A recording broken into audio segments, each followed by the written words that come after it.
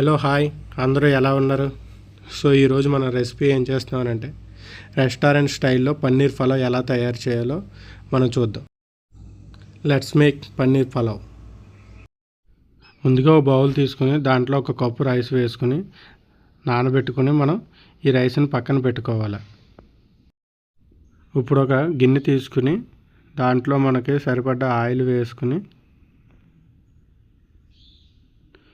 Already మనం పన్నీర్ని క్యూబ్స్గా cut చేసుకుని పక్కన పెట్టుకున్నాము.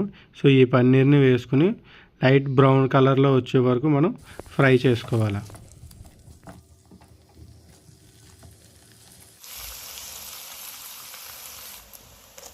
చూసారా మనకి ఎలా బాగా ఫ్రై అయినాయో, లైట్ బ్రౌన్ కలర్లోకి వచ్చినాయి. సో ఇలా ఉన్నప్పుడు మనం తీసుకుని దీన్ని ఒక బౌల్లో పక్కన పెట్టుకుందాం.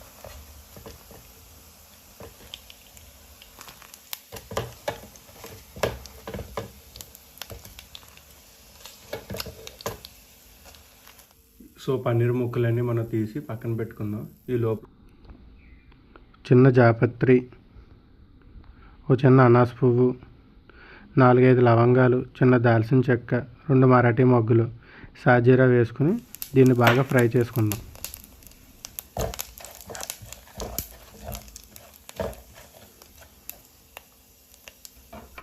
ఇప్పుడు ఆల్రెడీ తురుము పెట్టుకున్న 2 పచ్చిమిరపకాయలు, ఒక క్యాప్సికము, ఒక పెద్ద సైజు ఉల్లిపాయ, ఇవన్నిటిని వేసుకుని ఒకసారి బాగా మగ్గే వరకు ఫ్రై చేసుకుందాం. సో క్యాప్సికమ్, ఉల్లిపాయలు అవన్నీ మగ్గిన తర్వాత ఒక కప్పు టమాటా వేసుకుందాం. తర్వాత జింజర్ గార్లిక్ పేస్టు, చిటికెడు పసుపు, తగినంత సాల్ట్, గరం మసాలా, కొంచెము బిర్యానీ మసాలా, వీటన్నిటిని బాగా వేసుకుని ఒకసారి మొత్తం అంతా కలిసేటట్లుగా కలుపుకోవాలి. సో ఈ మిశ్రమం మొత్తం బాగా కలిసిన తర్వాత దీంట్లోకి మనం ఆల్రెడీ ముందుగా పెట్టుకున్న పన్నీర్ ఏదైతే ఉందో, ఫ్రై చేసి పెట్టుకున్నాం కదా పన్నీరు, సో ఆ పన్నీర్ని యాడ్ చేసుకుని ముక్కలకు కూడా బాగా పట్టేటట్లుగా ఒకసారి మొత్తం అంతా ఫుల్గా కలుపుకోవాలి.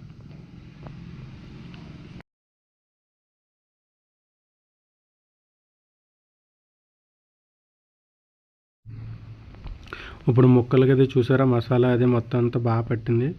ఇప్పుడు మనం ఆల్రెడీ ఒక గంట సేపు నానబెట్టుకున్న బాస్మతి రైస్ ఏదైతే ఉందో, బాస్మతి రైస్ని ఒకసారి దీంట్లో మొత్తం అంతా వేసుకుని రైస్లోని చెమ్మ ఏదైతే ఉంటుందో ఆ చెమ్మ కొంచెం ఆరే వరకు బాగా కలుపుకొని వాటర్ యాడ్ చేసుకోవాలి.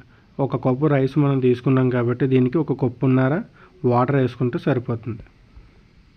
సో ఆల్రెడీ కప్పు వాటర్ వేస్తున్నాను. ఇంకో హాఫ్ కప్ వాటర్ వేసి దీన్ని శుభ్రంగా ఒకసారి మొత్తం అంతా ఫుల్గా కలిపి మూత పెట్టుకుని స్టీమ్ చేసుకుని 15 మినిట్స్ ఉడికిన తర్వాత తీసేస్తే మన పన్నీర్ పలావ్ అనేది రెడీ అయిపోతుంది.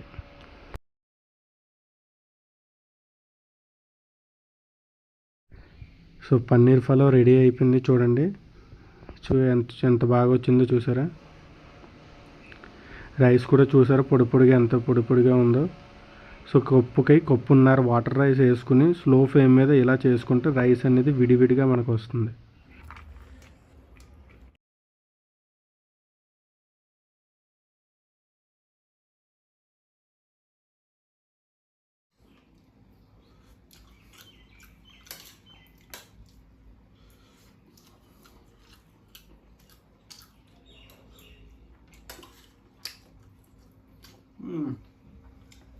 సో మీరు కూడా ఇదే విధంగా సింపుల్గా పన్నీర్ క్యాప్సికమ్ ఫాలో చేయాలని అనుకుంటే మన ఛానల్లో వీడియో ఆల్రెడీ అప్లోడ్ చేశాను.